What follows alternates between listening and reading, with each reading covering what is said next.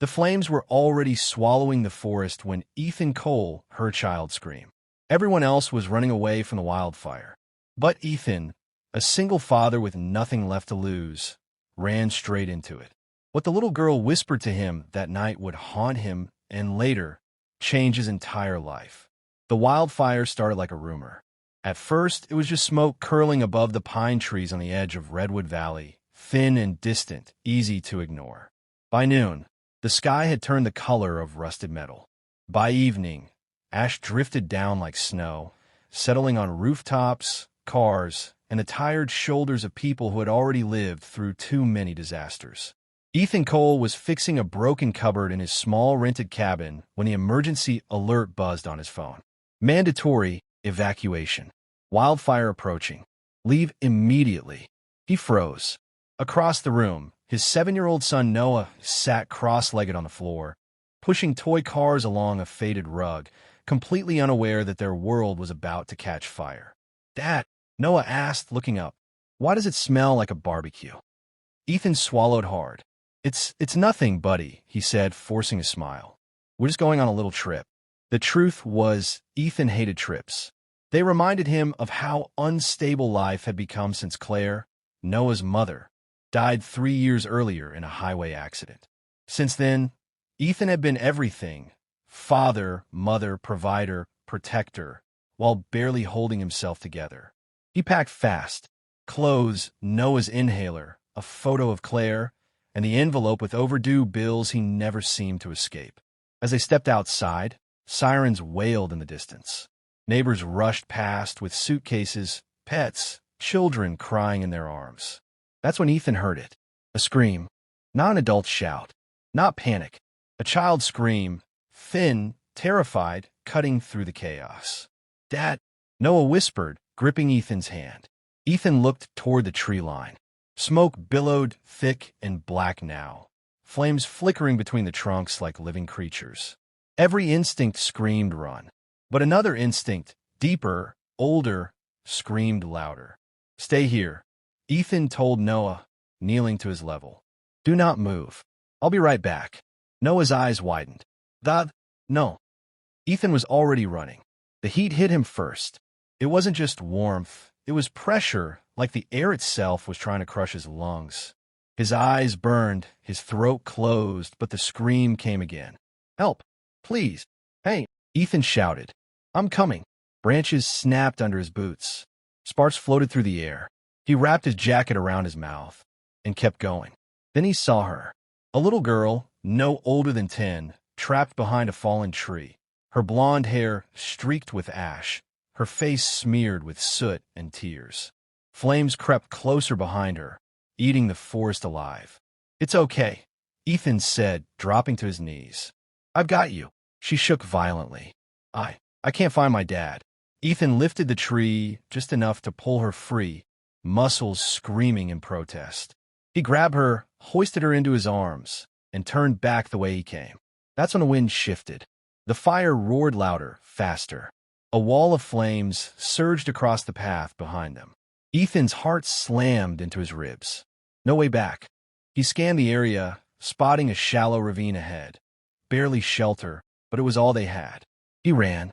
They dove into the dip as embers rained down. Ethan shielded the girl with his body, coughing violently as smoke swallowed them whole. The world turned orange and black. For a moment, Ethan truly believed this was where it ended.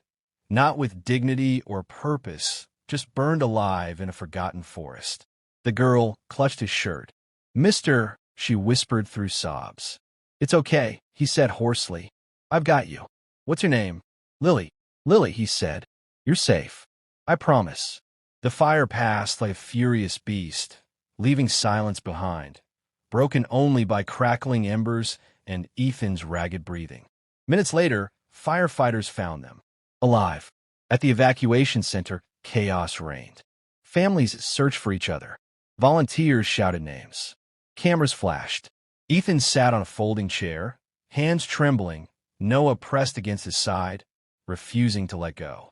Lily sat quietly nearby, wrapped in a firefighter's blanket. That's when the man arrived. Expensive suit ruined by ash. Perfect hair undone. Eyes sharp, calculating, but filled with terror. "Lily," he shouted. The girl looked up. "Dad." She ran to him, and he crushed her in his arms. This was Richard Hale. So, billionaire, tech empire builder. A man whose face Ethan recognized instantly from business magazines stacked in grocery stores. Richard turned to Ethan. "You," he said, voice shaking. "You saved my daughter." Ethan shrugged weakly. "Anyone would have done it." Richard shook his head slowly. "No, they wouldn't." Reporters gathered. Questions flew. Someone snapped a photo of Ethan, soot-covered, exhausted, holding his son. Richard offered him a card. "My assistant will contact you," he said. "I owe you everything." Ethan nodded, but his mind was elsewhere, on the mortgage he couldn't pay, the job he'd likely lose for missing work, the life that never seemed to give him a break. 2 days later, the call came. The Hale estate sat high above the city, untouched by the fire, surrounded by manicured lawns and silent security guards. Ethan had never felt so out of place. Richard insisted on dinner. "I want to thank you properly," he said. "Name your price." Ethan stiffened. "I didn't do it for money." "I know," Richard replied smoothly. "That's why I'm offering it." Lily watched them from the table, quietly pushing peas around her plate. Later that evening, as Ethan prepared to leave, Lily tugged his sleeve. "Mr. Ethan?" He knelt. "Yeah." She hesitated, then whispered, "When the fire was coming, you didn't run." Ethan blinked. "You stayed," she said softly, "even though you were scared." He nodded. "That's what dads do." Lily's eyes filled with tears. "My dad always runs to meetings," she said. "Not to people." The words hit Ethan harder than the fire ever did. Richard stood in the doorway, having heard everything. For the first time, the powerful CEO looked small. Over the following weeks, Richard kept his word. He helped Ethan find better housing, a stable job, a future Ethan had stopped believing in. But something deeper had already shifted. Lily started calling. "Can Ethan come over?" she'd ask. Richard allowed it, reluctantly at first, and slowly. Watching a broken single father teach his daughter how to laugh again began to change him too. But life doesn't transform without resistance. And not everyone was happy about Ethan stepping into a world he was never meant to enter. The changes didn't happen all at once. They arrived quietly, like smoke after a fire, subtle, lingering, impossible to ignore. Ethan began visiting the Hale estate once or twice a week. At first, it was only to make sure Lily was doing okay. He told himself that was all. But every visit stretched longer than the last. He helped her with homework. They built model airplanes in the massive living room that felt more like a museum than a home. Sometimes they just sat on the back steps, watching the sunset paint the sky orange, the same color that still haunted Ethan's dreams. Lily laughed more with him. That much was undeniable. Richard noticed. At first, he told himself it was convenient. Ethan grounded Lily, made her calmer, less withdrawn. But deep down, Richard knew the truth hurt more than the wildfire ever could. His daughter trusted another man more than she trusted him. One evening, as Ethan prepared to leave, Richard stopped him near the front door. "Stay," Richard said. "Have dinner with us." Ethan hesitated. "Noah's waiting. I'll have my driver bring him," Richard replied immediately. Ethan should have said no. Every instinct told him this world wasn't meant for him. But then he thought of Lily's small hand gripping his sleeve, of the way she looked at him like he was something solid in a burning world. So he stayed. Dinner was awkward. Richard spoke about business deals, stock drops, and board meetings. Ethan listened politely, nodding when necessary. Lily barely touched her food. "Dad," she said suddenly, "do you remember Mom?" The table went silent. Richard's jaw tightened. "Of course I do. What was she like?" Lily asked. "Ethan says my mom must have been brave." Richard looked at Ethan sharply. "I didn't say that," Ethan replied carefully. "I said anyone who raises someone like you must have been brave." Lily smiled faintly. Richard leaned back in his chair, eyes distant. "Your mother was complicated." That was all he said. Later that night, as Ethan walked Lily to her room, she whispered, "Dad doesn't like talking about her. It's like she disappeared before she really left." Ethan didn't know what to say, but he felt the truth pressing close, heavy, unfinished. The next few weeks brought whispers. People started talking. Neighbors noticed Ethan's presence at the Hale estate. Someone leaked a photo of him and Lily at a park. Headlines followed. Single dad hero becomes CEO's shadow. Richard's board didn't like it. "This looks bad," one executive said during a closed-door meeting. "Public sentiment is shifting. People are asking questions. Who is this man? Why is he here?" "He saved my daughter's life," Richard snapped. "That's not the issue," another replied. "The issue is attachment. Optics." Richard knew what they meant. Ethan didn't belong in their world. And so, reluctantly, Richard made a decision that would fracture everything. He called Ethan into his office one morning. Noah was at school. Lily was unaware. "I need you to step back," Richard said, folding his hands. "For Lily's sake." Ethan frowned. "What are you saying?" "This arrangement. It's creating confusion." "Confusion?" Ethan echoed. "She's a child, not a stock portfolio." Richard's eyes hardened. "Watch your tone." Ethan stood. "I never asked for any of this. I showed up because your daughter needed someone. And she has me," Richard said firmly. Silence stretched between them. Ethan nodded slowly.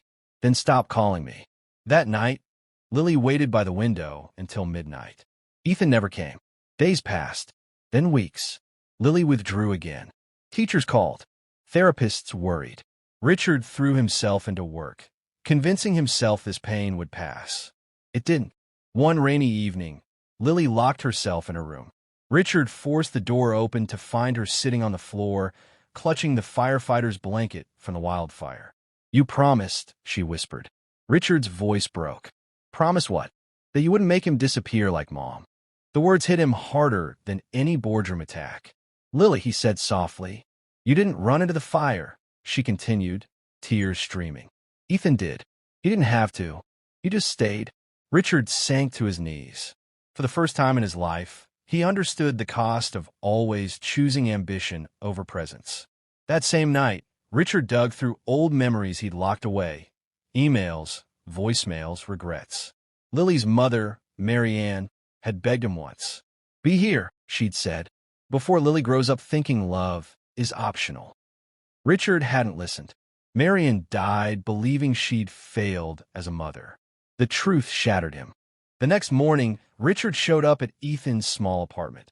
Unannounced, unguarded, humbled. Ethan opened the door, surprised. "I was wrong," Richard said simply. "And I don't know how to fix it, but Lily does." He stepped aside. Lily ran forward, wrapping her arms around Ethan's waist, sobbing. "I thought you left," she cried. Ethan knelt, holding her tightly. "I would never leave you."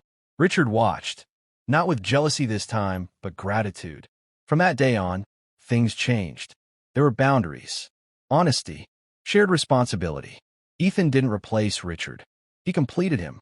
Months later, at a charity event for wildfire victims, Richard stood at the podium. "My daughter once asked me why some people run toward fire," he said. "I didn't have an answer then. I do now." He gestured toward Ethan and Noah in the crowd. Lily sat between them, smiling. "Because love isn't about power," Richard continued. "It's about presence." Applause filled the room. Later that night, Lily hugged Ethan and whispered, "You changed my life." Ethan smiled gently. "No, Kido, you changed mine." Outside, the forest was growing back. Slowly, quietly, stronger than before. You just heard a story of betrayal, survival, and quiet revenge. If it left you thinking, hit like, share it forward, and subscribe for more true emotional stories that'll stay with you long after they end. Every click helps another story find its voice.